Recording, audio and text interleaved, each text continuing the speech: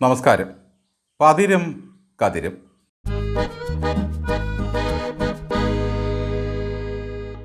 കഥകളി ഭ്രാന്തനായ അപ്പൻ്റെ ഒപ്പം കുട്ടി കഥകളി കാണാൻ പോയി. കഥ കിർമീരവധം. വിസ്തരിച്ചങ്ങ് ആടുകയാണ് മേജർ സെറ്റ്. കുട്ടി ഉറക്കം തൂങ്ങി ഊപ്പാട് വന്നു. ഒന്ന് കണ്ണടയ്ക്കുമ്പോൾ അപ്പൻ വിളിച്ചുണർത്തിയിട്ട് പറയും, ഗംഭീരമാണ് ആട്ടം. പിന്നെയും കുട്ടി കുറച്ചു നേരം ഇരുന്ന് ആട്ടം കാണും. വീണ്ടും കണ്ണടയ്ക്കുമ്പോൾ അപ്പൻ വിളിച്ചിട്ട് പറയും, വാഴയങ്കട കുഞ്ചുനായരാണ് കിർമീരൻ. ഇത് പലവട്ടമായപ്പോൾ സഹികെട്ട കുട്ടി ചാടി എഴുന്നേറ്റ് കരഞ്ഞുകൊണ്ട് പറഞ്ഞു, ഈ കിർമീരൻ്റെ വായിലങ്ങിട്ടിരുന്നെങ്കിൽ വീട്ടിൽ പോകാമായിരുന്നു. ഈ കുട്ടിയുടെ അവസ്ഥയിലായിരുന്നു കഴിഞ്ഞ 10 വർഷം കേരളത്തിലെ ജനങ്ങൾ. വല്ലച്ചാതിയും ഈ പിണറായി വിജയൻ്റെ ഭരണം ഒന്ന് തീർന്നിരുന്നെങ്കിൽ ഗുണം പിടിച്ചേനെ. എന്തായാലും സർവ്വദൈവങ്ങളും ജനത്തിൻ്റെ വിളി കേട്ടു. കിർമീരൻ്റെ കഥ തീർത്തു. പിണറായി വിജയനോട് വീട്ടിൽ പോയിരിക്കാൻ പറഞ്ഞ് ജനം വിടുകയും ചെയ്തു. നോക്കണേ, ഒരു തട്ടുകേട് വന്നപ്പോൾ കാർന്നോരെ ഇപ്പോഴാർക്കും വേണ്ട. തിരുവാതിരക്കാരും കുമ്മിയടി സംഘവും വാഴ്ത്തുപാട്ടുകാരും ജില്ലാ കമ്മിറ്റികളും എന്നു വേണ്ട സകലരും കാർന്നോർക്ക് നേരെ തിരിഞ്ഞിരിക്കുകയാണ്. നിങ്ങൾ ഒറ്റ ഒരുത്തനാണ് ഇതിൻ്റെ കാരണക്കാരൻ എന്നാണ് കമ്മിറ്റികൾ കൈ ചൂണ്ടി പറയുന്നത്. പത്തനംതിട്ട ജില്ലാ കമ്മിറ്റി കൂടിയപ്പോൾ വീണ ജോർജ് പൊട്ടിത്തെറിച്ച് പോലും പല കഷണങ്ങളായി. വീണ്ടും കഴുത്തുളുക്കി. വീണ പൊട്ടിത്തെറിക്കുന്നു, ആർ ബിന്ദു നെഞ്ചത്തടിക്കുന്നു, പ്രതിഭ മോങ്ങിക്കരയുന്നു, തളിപ്പറമ്പിലെ ശ്യാമള കലം തല്ലുന്നു, പേരാവൂരിൽ ശൈലജ നെഞ്ചത്തടിക്കുന്നു, ദലീമ സങ്കടഗാനം പാടുന്നു. നിർത്തിത്തോൽപ്പിച്ചേ എന്നാണ് എല്ലാവരും കരഞ്ഞു പറയുന്നത്. ബാലുശ്ശേരിയിൽ ഒരു ഭർത്താവ് ഭാര്യയെ ശപിക്കുന്നു. അങ്ങനെ മൊത്തത്തിൽ പാർട്ടിക്ക് നേരെ ശാപവും ശരങ്ങളും അയക്കുകയാണ് പ്രവർത്തകരും നേതാക്കളും. സഖാക്കൾ പാർട്ടി കമ്മിറ്റിയിൽ സധൈര്യം നേരോടെ നിരന്തരം പറഞ്ഞു എന്ന് ആഹ്വാനം ചെയ്തിട്ട് ബേബി സാറ് സഞ്ചിയും തൂക്കി എങ്ങോട്ടോ പോയി. വല്ല കടുങ്കയും ചെയ്യുമോ, നാട് വിട്ടു പോകുമോ എന്നൊന്നും ആർക്കും അറിയില്ല.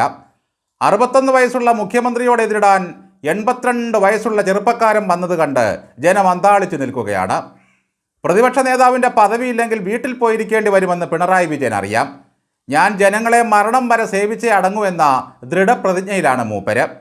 കൊള്ളാവുന്ന ഒരൊറ്റ എണ്ണത്തിനെ പോലും നാളേക്ക് വേണ്ടി കരുതി വയ്ക്കാൻ ഈ പിണറായി യശ്മാന് കഴിഞ്ഞില്ലല്ലോ. പത്തനംതിട്ട ജില്ലാ കമ്മിറ്റി വീണയുടെ ആക്രോശം കേട്ടപ്പോൾ പറഞ്ഞത് മര്യാദയ്ക്ക് ഭരിക്കണമായിരുന്നു എന്നാണ്. കയ്യിലിരിപ്പ് നന്നാക്കണമായിരുന്നു എന്നും ഉപദേശിച്ചു. ഞാൻ നിൽക്കുന്നില്ലെന്ന് എത്രയോ വട്ടം നിങ്ങളോട് പറഞ്ഞതാണ്. എന്നിട്ടും വീണയല്ലാതെ മറ്റാരുണ്ട് എന്ന് ചോദിച്ചുകൊണ്ട് പാർട്ടി നിർബന്ധിച്ച് നിർത്തുകയായിരുന്നില്ലേ? പിണറായി വിജയനോ തായ്ക്കണ്ടി വീണയോ വിളിച്ചാൽ മാത്രമേ വീണ ജോർജ് ഫോൺ എടുക്കൂ എന്നാണ് പാർട്ടിക്കാരുടെ പരാതി. ഒരു നാട് ഭരിച്ച് നടന്നവർ 10 ദിവസം വീട്ടിലിരിക്കുമ്പോൾ അതിൻ്റെ ഫലമെല്ലാം അനുഭവിക്കേണ്ടി വരുന്നത് വീട്ടിലിരിക്കുന്ന കെട്ടിയോനും അടുക്കളയിലെ ഉപകരണങ്ങളുമാണ്. പാർട്ടി ദമ്പതികളുടെ വീട്ടിലെ ആഭ്യന്തര കലഹമാണ് ഒരു തരത്തിലും ശമിക്കാത്തത്. എന്തായാലും ചെയ്യാൻ കഴിയാവുന്നത്ര ഉദ്ഘാടനം ചെയ്യാൻ കഴിഞ്ഞല്ലോ എന്ന ചാരിതാർത്ഥ്യം മാത്രമാണ് വീണയ്ക്കുള്ളത്.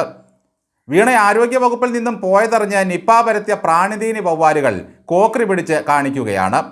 പഴന്തീനി വവ്വാലുകൾ ഉച്ചകുത്തി മറിയുകയാണ് സന്തോഷം കൊണ്ട്. എൻ്റെ ജയം കാണാൻ എല്ലാവരും പറഞ്ഞേ 4-ാം തീയതി എന്ന് പറഞ്ഞ് വിളിച്ചിട്ടായിരുന്നു അന്ന് വീണ ജോർജ് പോയത്. ശരിക്കും ആ കൊട്ടിക്കലാശം വീണയ്ക്കുള്ള യാത്രയയപ്പായിരുന്നുവെന്ന് ആരറിഞ്ഞു?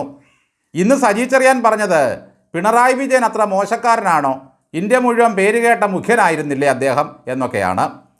ഞങ്ങളുടെ പാർട്ടിയെ നയിക്കാൻ ഏറ്റവും യോഗ്യനായ ആളാണ് പിണറായി വിജയനെന്നും നോക്കിക്കോ അടുത്ത തവണ ഞങ്ങൾ തിരിച്ചു വരുന്നത് എന്നൊരു ഭീഷണിയുമുണ്ട്. ഭാര്യ കാരണം പേരുദോഷമുണ്ടായ ഒരു സെക്രട്ടറി ഗോവിന്ദനോളം വേറെ ആരുണ്ട് ഈ ലോകത്ത്? ഗോവിന്ദൻ്റെ ഭാര്യ മത്സരിച്ചതാണ് സംസ്ഥാനത്തൊട്ടാകെ പാർട്ടിക്ക് തിരിച്ചടി ഉണ്ടാകാൻ കാരണമെന്ന് പല ജില്ലാ കമ്മിറ്റികളും വിലയിരുത്തിയിരിക്കുകയാണ്. കുടുംബക്ഷേമ തൽപരനായ ഒരു കമ്മ്യൂണിസ്റ്റുകാരൻ പിന്നെ എന്താണ് ചെയ്യേണ്ടത്? ചില സ്ത്രീകളുടെ ഐശ്വര്യമെന്ന് പറയുന്നത് ഇതാണ്.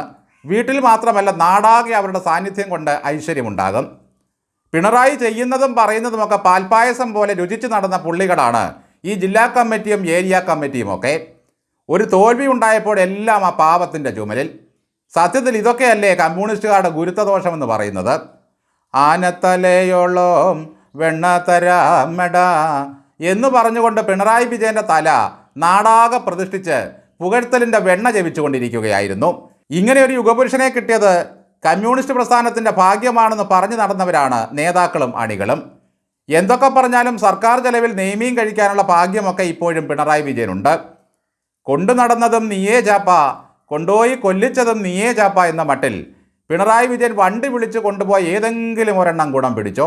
ആകെ മരുമോനും അമ്മായിയപ്പനും പിന്നെ CPIയിലെ 3 മന്ത്രിമാരും ഒരു സജി ചെറിയാനും. വെളിവുകേട് മാത്രം പറയുന്ന ഒരു സെക്രട്ടറിയും അഹങ്കാര വർത്തമാനം മാത്രം പറയുന്ന പ്രതിപക്ഷ നേതാവും കൂടി ഇനിയുള്ള 5 വർഷം കൊണ്ട് ഈ പാർട്ടിയെ ഏത് തീരത്ത് എത്തിക്കുമോ ആവോ. പാർട്ടിയെ ജയിപ്പിച്ച് മുഖ്യമന്ത്രി ആയിക്കൊള്ളുക എന്ന് പറഞ്ഞാണ് പിണറായി വിജയനെ പാർട്ടി കപ്പിത്താനാക്കിയത്. പാർട്ടിയെ മുച്ചൂടും മുടിച്ച് തോൽപ്പിച്ച് പ്രതിപക്ഷത്തിരിക്കാൻ പാർട്ടി പറഞ്ഞിട്ടില്ല.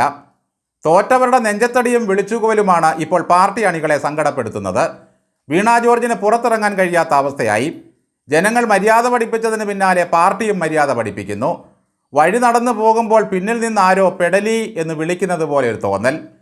കേരള സമാജവും കോൺക്ലേവുകളും കേരളീയവും മാനവീയവുമില്ലാതെ പിണറായി വിജയൻ ഇനി എന്തെടുത്ത് വെച്ച് ആഘോഷിക്കും? ലോകം മുഴുവൻ ശോഭിച്ച ഒരു മനുഷ്യനാണ്. ഭരണത്തിലിരുന്ന് ആറാടിയ പോലെ അത്ര സുഖമുള്ള ഏർപ്പാടല്ല പ്രതിപക്ഷത്തിരിക്കുന്നത്. ഒന്നേ ഉള്ളെങ്കിൽ ഒലക്ക കൊണ്ട് അടിക്കണമെന്നൊരു ചൊല്ലുണ്ട് മക്കളെപ്പറ്റി. വല്ലപ്പോഴുമെങ്കിലും ഈ പാർട്ടി ഒലക്ക എടുത്തിരുന്നെങ്കിൽ ഈ പിണറായി വിജയൻ ഇതുപോലെ മുടിപ്പിക്കില്ലായിരുന്നു.